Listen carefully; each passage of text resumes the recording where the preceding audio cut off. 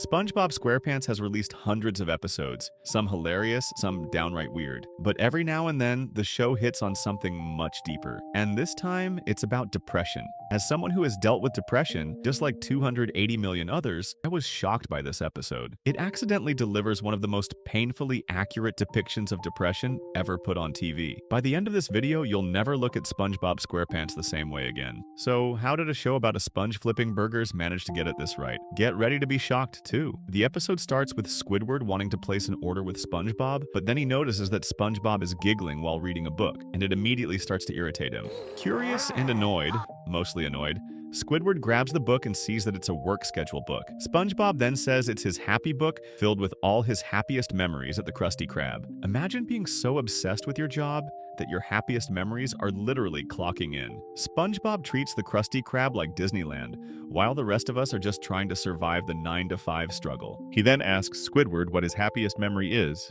to which Squidward responds that he doesn't have any. But what happens when that realization fully hits? Squidward finds out the hard way. Right as someone tries to order a Krabby Patty, Squidward absolutely loses it. Full-on breakdown, tears, snot, the whole emotional disaster package. He turns to SpongeBob, completely shattered, and again admits he has no happiest memory, and it wrecks him. This is how depression works. It doesn't need a trigger. Sometimes you're just going through a normal day, and suddenly it hits you like a truck. The worst part? You can't even explain why. Squidward's reaction is the raw, unexpected collapse that happens in real life too. I've seen it firsthand with people close to me, and it's not something to take lightly. SpongeBob really feels for him and decides he's going to help Squidward create a happy memory. Because, that's how happiness works, right? You just go do fun things and depression magically disappears. This is what a lot of people think helps depression. Just force yourself to have fun, go outside, see a concert, go to a museum. But it doesn't work that way. What happens when you keep trying to force happiness on someone who's deeply depressed? We will find out right now. First, they go to a concert hall to see a performance from some kind of orchestra, and for a moment, Squidward actually feels happy. However, the violinist makes a mistake, and his instrument shoots into Squidward's eye, resulting in yet another non-happy memory. This is a perfect example of how depression tricks you. You start to think you're getting better, that maybe things are finally looking up, then, out of nowhere, life yanks the rug out from under you. One small thing goes wrong, and suddenly you're right back where you started. Next stop, the art museum. Maybe Squidward can finally create a happy memory here. For a moment, things actually seem promising. He accidentally stumbles into a sculpture, only to realize it's his own artwork. And for the first time in forever, he actually smiles. Even better, a museum employee is standing nearby, proudly telling visitors that this piece belongs to Squidward. Things are looking up. And then enters Mr. Fiasco, a so-called performance artist who looks at Squidward's sculpture, takes a deep breath, and delivers the most unhinged critique possible. Ward, go towards the light of my flamethrower. And just like that, Squidward's brief moment of happiness literally melts away as Mr. Fiasco torches his sculpture into oblivion. Because apparently arson is just another form of artistic expression. Squidward, completely broken, sighs and accepts that this too will not be a happy memory. But SpongeBob, oh, he's not giving up that easily. His next brilliant idea? A hot air balloon ride.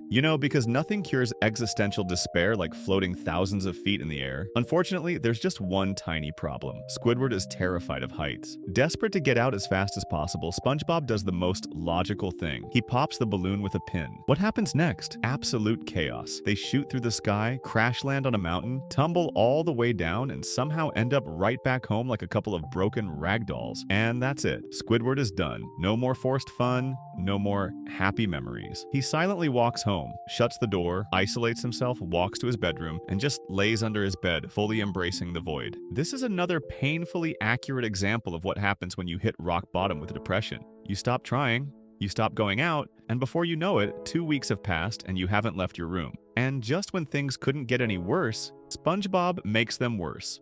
2 weeks later, SpongeBob knocks on his door because Squidward hasn't been outside for 2 weeks. Looking through the mail slot, he sees that Squidward's entire house is a mess. The mess in Squidward's house? That's real too. Depression doesn't just make you sad, it completely drains you. Even basic things like cleaning up or taking care of yourself start feeling impossible. And then, because he physically cannot take a hint, SpongeBob faxes himself into Squidward's house. Yes, faxes. As in, he literally turns himself into a piece of paper and slides right in. Squidward, in peak "I'm over this" energy, just grabs him, feeds him through a paper shredder, and chucks him outside, like last week's junk mail. What SpongeBob does here? Yeah, sometimes that's the worst thing you can do. People think all you need is a little push, like forcing you outside or telling you to snap out of it. But it's not that simple. They invade your space, try to fix you, but they don't actually understand what you're going through. And then, Squidward reaches his darkest moment yet. But SpongeBob? He still refuses to give up. Right then, there's a knock at the door. Squidward opens it to find a delivery man holding a package. Curious, he looks inside and sees that it's completely empty. His reaction? This box is empty, just like my life. Depression makes you feel completely empty, like nothing has meaning. This line is played for laughs, but it's painfully accurate. Sometimes, you look at your own life, and all you see is nothing. But SpongeBob isn't done yet. He has one last idea. And somehow it's the worst one yet. Then SpongeBob suddenly pops out from under the empty box. Before Squidward can even react, SpongeBob shoves him inside the box, seals it shut, and drags him all the way to the Krusty Krab. Once there, he dramatically opens the box, throws his hands in the air, and shouts, "Surprise!" with a birthday cake. The catch? It's not Squidward's birthday. Even better? SpongeBob invited everyone, but no one showed up because they were either sick or busy. We all know that this is not the real reason. So, in true SpongeBob fashion, he decided to fill the entire Krusty Krab with papier-mâché clones of himself. Because clearly nothing says cheer up like being surrounded by an army of horrifying SpongeBob mannequins. This is exactly what it feels like when people try to force happiness on you. They throw a party, tell you to just be happy, and act like that's supposed to fix everything. But it all feels fake. People think happiness is something you can just create out of thin air. But depression doesn't care about your forced positivity. And then, Squidward finally snaps. Like, full-on goes berserk. "You don't get it! I don't want a happy memory!" he shouts before absolutely losing it on the papier-mâché SpongeBobs. He tears through them like a man possessed, destroying every last one in a fit of rage. And then, he starts laughing, maniacally, like full-on supervillain mode. Ironically, this ends up being his happy memory, just in the most toxic way possible. SpongeBob smiles and thinks that he now fixed Squidward, but that's not how it works. The thing about depression is, it doesn't just disappear because you had one good moment. That's what a lot of people don't understand.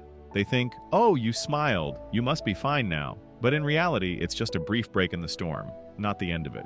SpongeBob, in his usual overly cheerful ignorance, thinks he fixed Squidward just because he got him to laugh. But that's not how depression works. If anything, this episode is more realistic than most serious portrayals of depression in TV shows. It shows the isolation, the failed attempts to force happiness, and the struggle of dealing with people who just don't get it. And here's the real kicker. Squidward didn't choose his happy memory. It just happened, which is how real life works. Sometimes you fight and fight to be happy. And then the moment that breaks the numbness is something random, ridiculous, or even destructive. So if you're in a Squidward phase of life right now, just remember, you're not alone. Not everyone will understand, and some will try to force solutions on you. But at the end of the day, your journey is your own. And whether it takes therapy, medication, a support system, or smashing some papier-mâché SpongeBobs, there's always a way forward, even if it doesn't look the way you expected.